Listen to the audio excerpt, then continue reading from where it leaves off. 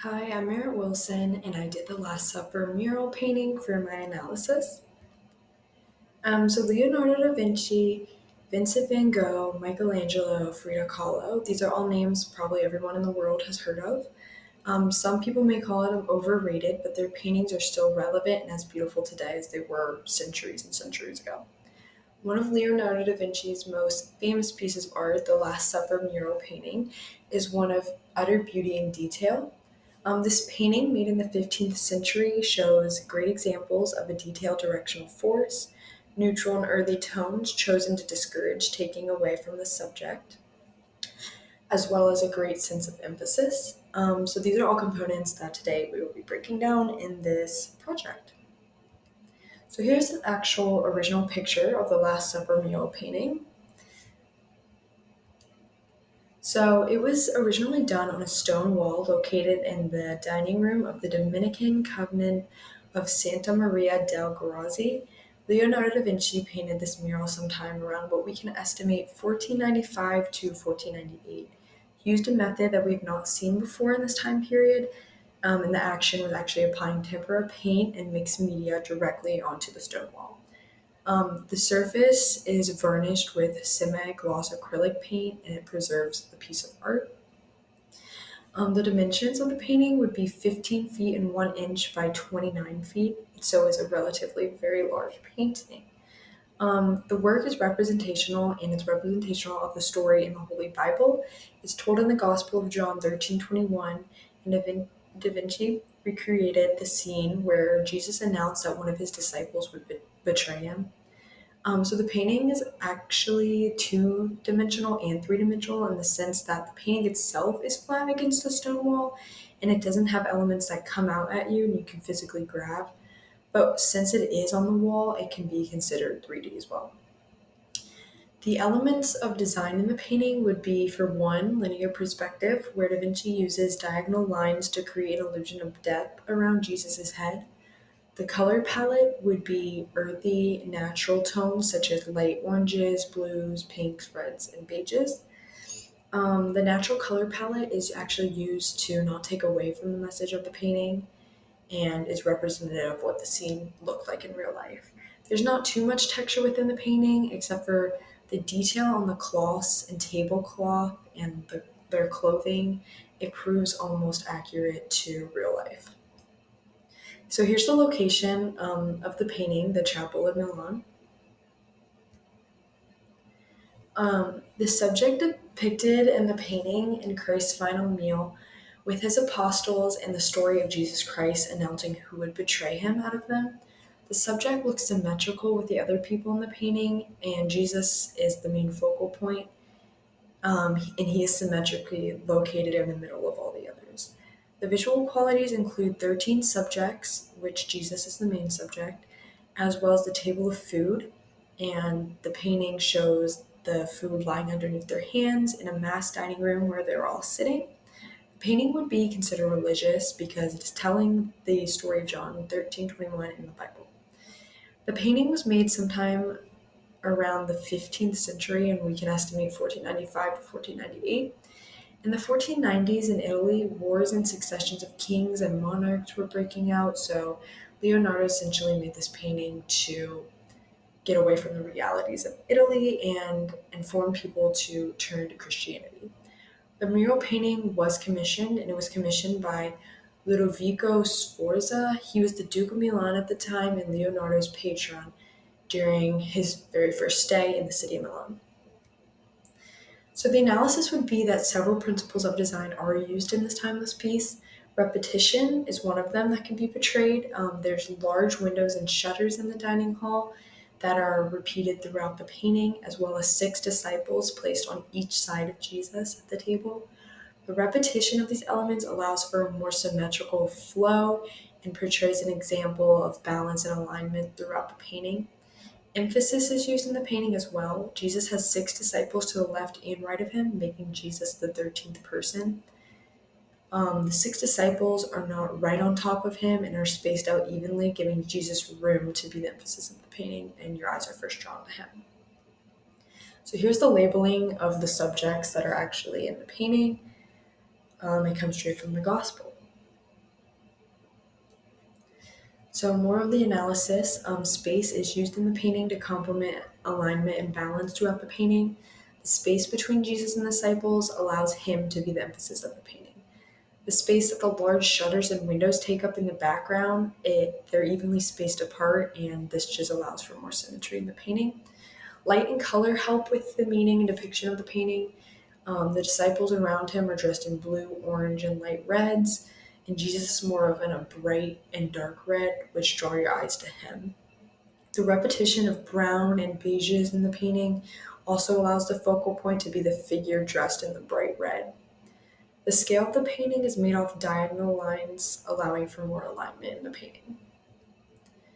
The background in or negative space acts as a neutral background that allows for the focus to be brought to the front of the painting where the dinner table is.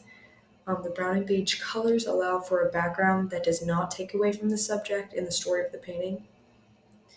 Da Vinci offers little contrast in this painting, besides possibly the colors and facial expressions of the disciples compared to Jesus, and he simplifies the background to not take away from the meaning and spirituality of the painting.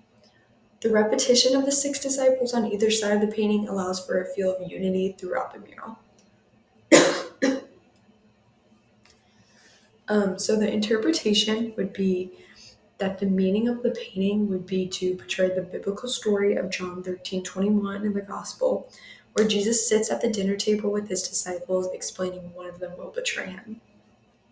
Where you can see the dinner table is where the disciples have shocked, confused, and judgmental facial expressions, and Jesus' facial expression stays calm and collected as he's the subject of the painting. Da Vinci wanted to express the calmness and demeanor of Jesus compared to the judgmental disciples, and he's comparing this to the world and how the world can be judgmental and chaotic. As Joseph Pulzer says within his reflections on Leonardo's Last Supper, he says, within its refined Snorto modeling and profound awareness of human behavior. So this is on page 1. So he's basically saying that Da Vinci was really good at interpreting human facial expressions and was aware of the behavior around him. This would make complete sense as this piece was made in Italy and war and chaos were going on right around the time he was making this mural. The title is significant in describing the meaning because without the title, you would believe this would just be a regular dinner, and with the title, we know that it's alluding to the Bible story. Color is being used in this piece as the disciples have orange, blue, and neutral and light colors for their clothing, and Jesus has that bright red outfit on. It signifies the meaning of Jesus being the main focal point of the piece, and the viewer should focus in the painting and turn to him in real life as well, and focus on him in real life.